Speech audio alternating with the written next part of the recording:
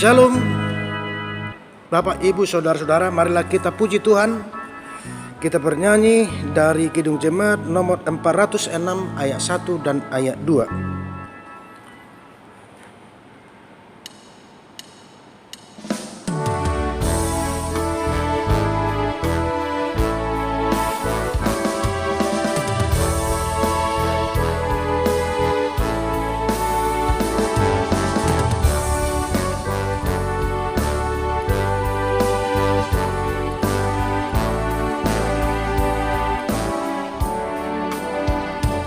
Ya Tuhan, bimbing aku di jalanku, sehingga ku selalu bersamamu. Engganlah ku melangkah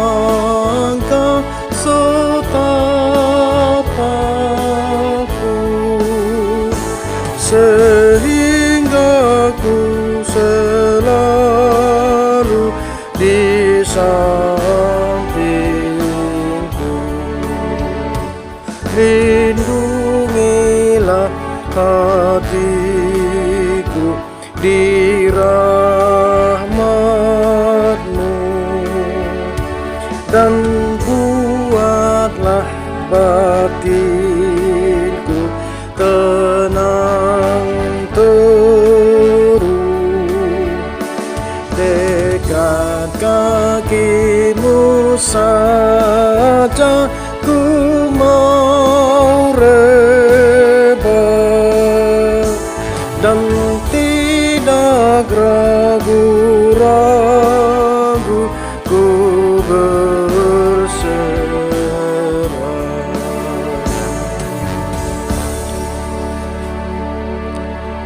Damai sejahtera Allah Bapa yang melampaui segala akal dan pikiran, itulah yang menyertai saudara di dalam Kristus Yesus Tuhan kita.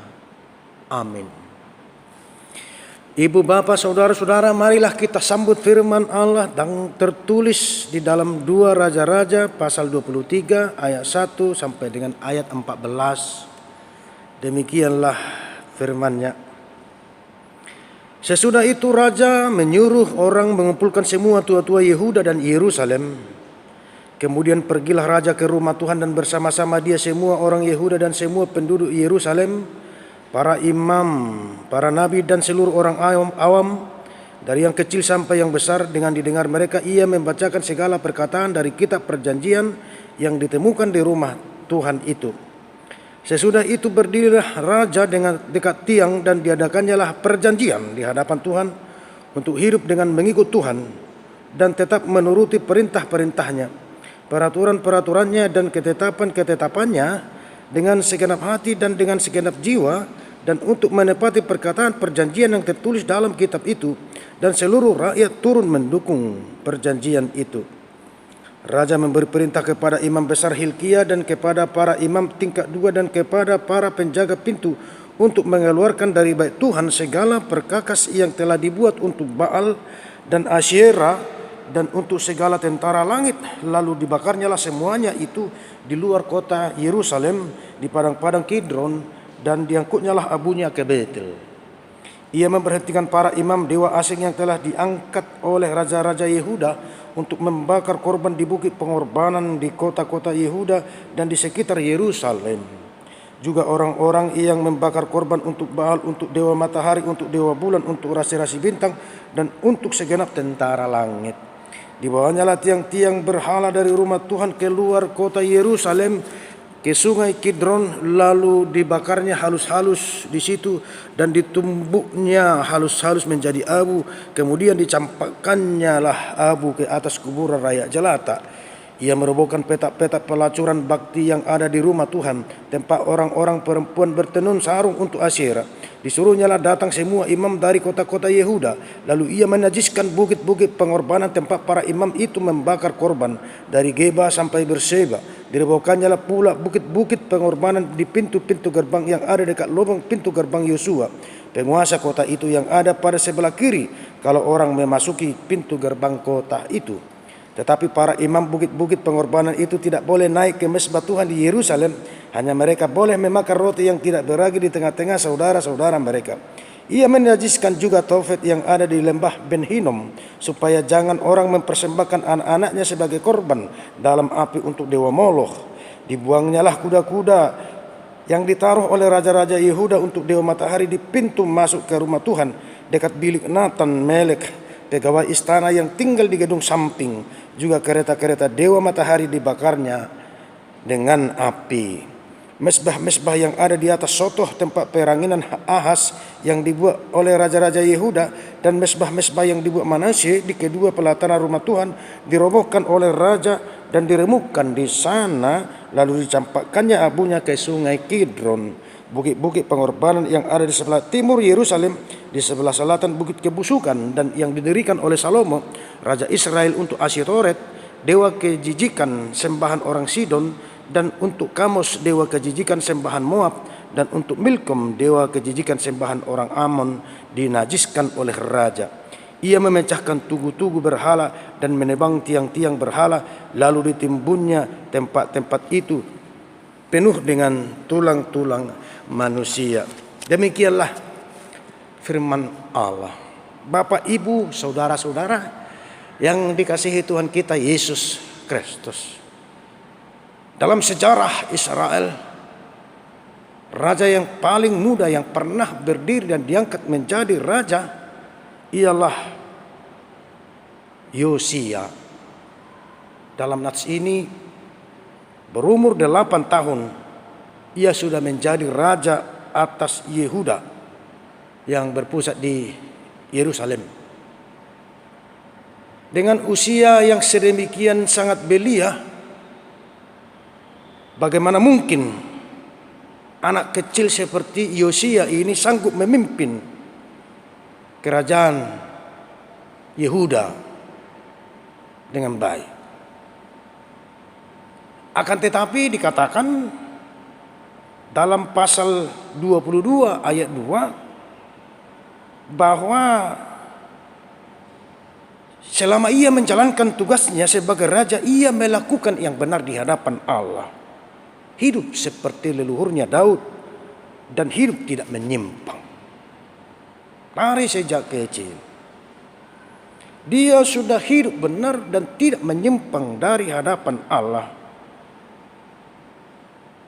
Di sini terdapat peranan ibundanya yang bernama Yedida. Pasti sangat menentukan spiritualitas daripada Yosia ini, sehingga ia hidup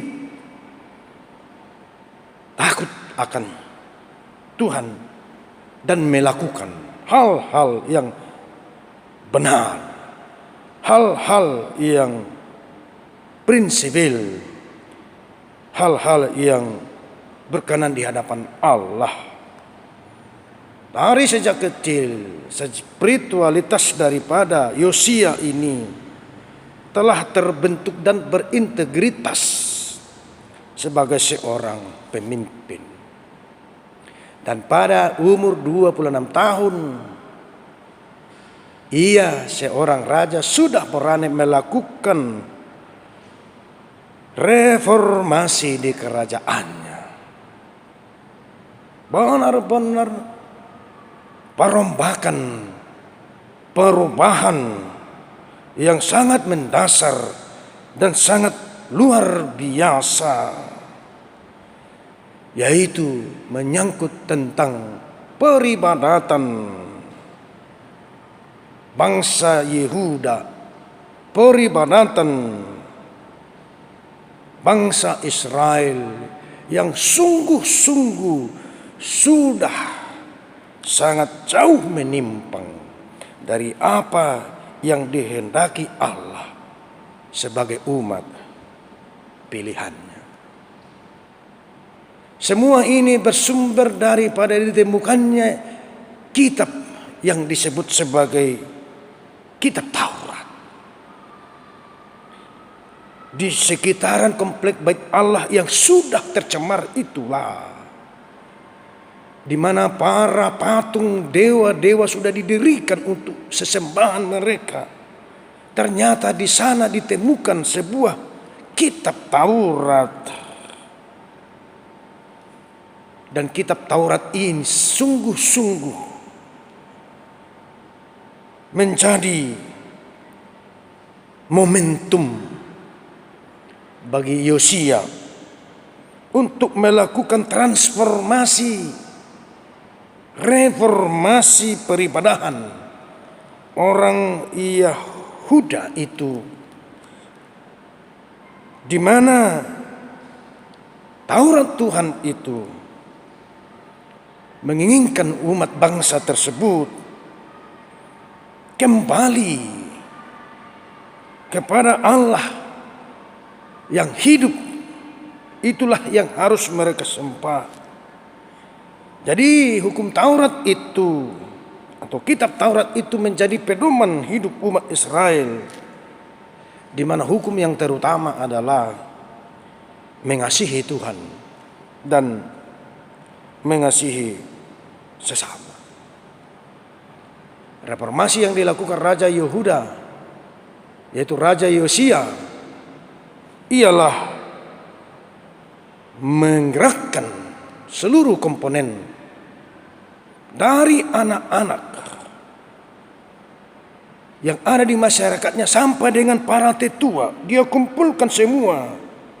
Mereka harus bersatu hati untuk melakukan reformasi, melakukan pembaharuan spiritualitas peribadahan penyembahan mereka yang sudah sangat begitu jauh melenceng meninggalkan Allah yang hidup sesungguhnya, tetapi telah menyembah para Baal, para dewa-dewa yang sungguh-sungguh menjadi kejijikan di hadapan Allah, sehingga hidup mereka sangat begitu tercemar dan tercela di hadapan Tuhan. Saatnya mereka sekarang untuk mereformasi kembali, dituntun dan dibimbing kitab Taurat tersebut, sehingga mereka tahu bagaimana hidup benar di hadapan Tuhan, sehingga mereka taat dan mematuhi segala peraturan dan ketetapan Allah dari hati dan jiwa mereka yang sesungguhnya.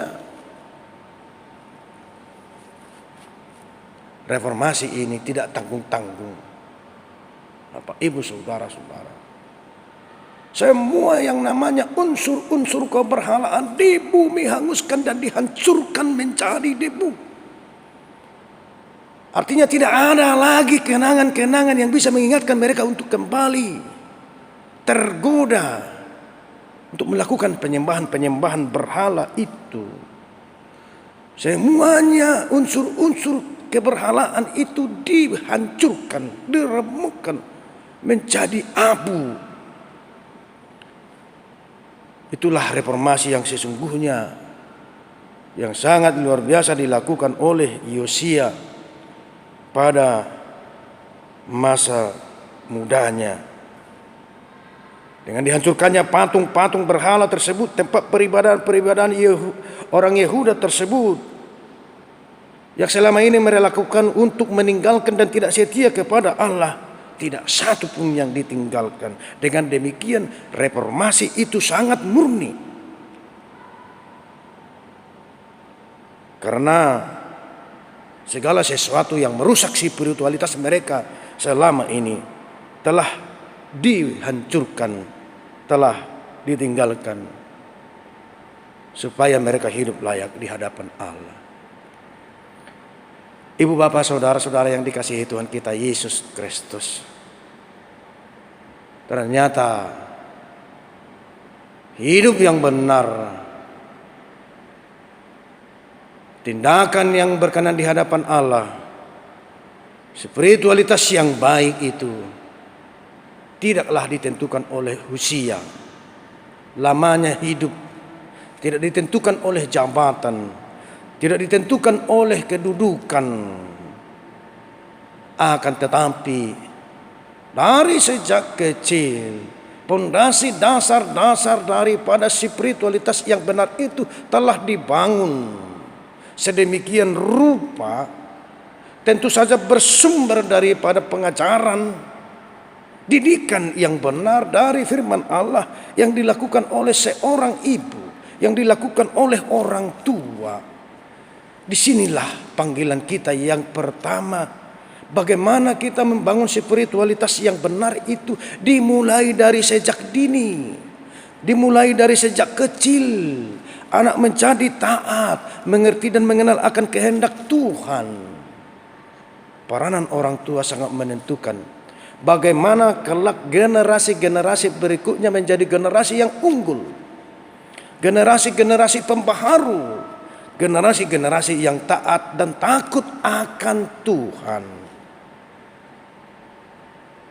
Yang kedua, Bapak, Ibu, Saudara-saudara, firman Tuhan mengajak kita pada saat ini sungguh-sungguh untuk membuka hati dan pikiran kita. Dengan benar-benar berpasrah dan mau seturut kehendak Allah, di mana Roh Kuduslah yang bekerja untuk senantiasa membawa kita kepada spiritualitas yang baik, yang benar. Sebagaimana gereja yang benar dan bertumbuh itu adalah gereja yang selalu dibaharui dan membaharui diri. Semper reformanda, semper reformata. Sungguh-sungguh pembaharuan itu hanya Rohlah yang dapat mengerjakannya dalam hati kita, dalam pikiran kita. Dan kita juga harus mau dibaharui. Supaya spiritualitas kita baik dan benar. Dan kita hidup taat di hadapan Tuhan. Kita takut kepada Allah. Dan kita hanya melakukan kebaikan-kebaikan itu sebagai peribadahan sungguh-sungguh atas kesadaran dan panggilan daripada Allah saja. Kita melakukan kebaikan bukan karena kita mau mencari panggung, kita mau mencari nama, kita mau dihargai atau dihormati, tetapi benar-benar karena ketaatan atas panggilan Tuhan, supaya kita mengasihi Dia dan mengasihi sesama kita. Artinya selama kita hidup di tengah dunia ini, baik kita sebagai pribadi, baik sebagai gereja juga, harus senantiasa selalu terbuka untuk dibaharui, dirembak, semakin dipulihkan, semakin diperbaiki, sehingga peribadatan hidup iman kita semakin lebih baik di hadapan Allah. Diberkatilah kiranya firman yang telah disampaikan bagi kita di dalam Tuhan kita Yesus Kristus. Amin. Kita berdoa. Terima kasih Tuhan. Berkatilah firman-Mu yang telah kami terima pada saat ini, menjadi bekal kehidupan kami, supaya kami tahu apa yang menjadi kehendak-Mu dan melakukan apa yang Tuhan inginkan. Hendaklah kami setia dan taat hanya kepada Allah saja. Di dalam Yesus Tuhan Juru Selamat kami berdoa dan mengucap syukur. Amin. Mari kita puji Tuhan dari Kidung Jemaat nomor 363 ayat 1 dan ayat 2.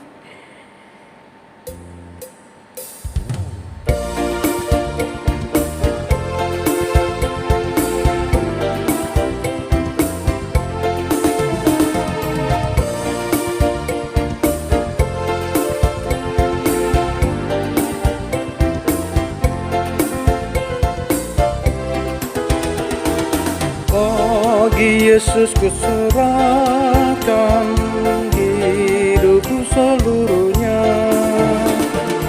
hati dan perbuatanku pun waktuku miliknya. Bagi Yesus ku serahkan waktuku pun miliknya. Bagi Yesus semua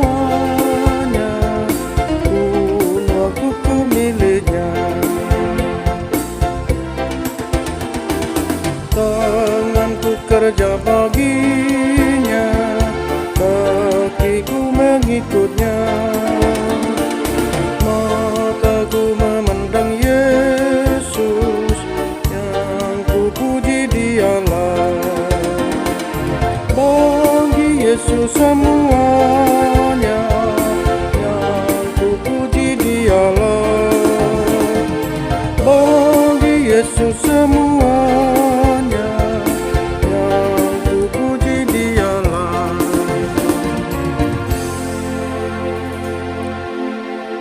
Marilah kita berdoa untuk menyerahkan persembahan kita kepada Tuhan. Ya Allah Bapa kami yang di sorga, kami mengaku bahwa Tuhan adalah sumber dari segala karunia yang melimpah dalam kehidupan kami masing-masing. Sebahagian daripada karunia itu kami serahkan kembali sebagai persembahan kepada Tuhan. Terimalah dan berkatilah persembahan umat-Mu ini agar dapat kami pergunakan untuk pekerjaan dan pelayanan kerajaan Tuhan di dunia ini. Bukalah hati kami untuk mengenal betapa banyak berkat dan karunia yang kami peroleh dari Tuhan, supaya kami senantiasa bersyukur kepadamu di dalam nama Yesus Kristus Tuhan kami. Amin.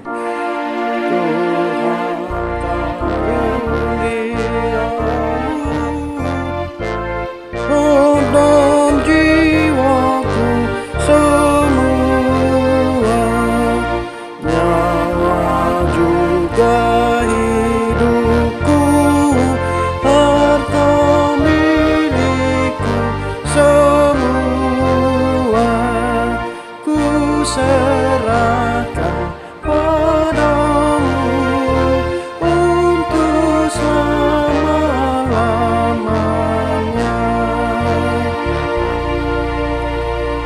Bapa kami yang di sorga, dikuduskanlah namamu, datanglah kerajaanmu, jadilah kehendakmu di bumi seperti di sorga. Berikanlah kami pada hari ini makanan kami yang secukupnya, dan ampunilah kami akan kesalahan kami seperti kami juga telah mengampuni orang yang bersalah kepada kami. Dan janganlah membawa kami ke dalam percobaan, tetapi lepaskanlah kami daripada yang jahat.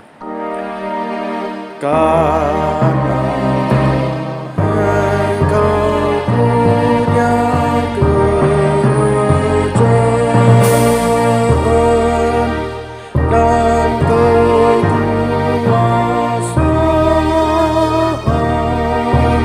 dan kemuliaan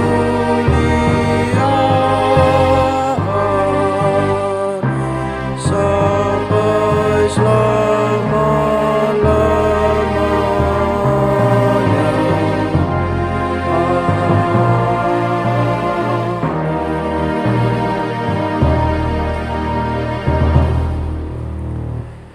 Tuhan memberkati engkau dan melindungi engkau. Tuhan menyinari engkau dengan wajahnya dan memberi engkau kasih karunia.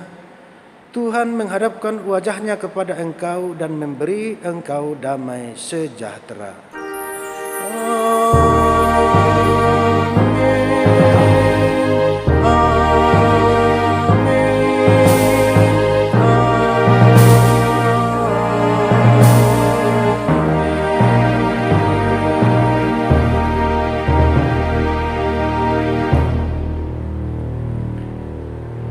Shalom, tetap semangat, selamat hari Minggu, Tuhan memberkati, amin.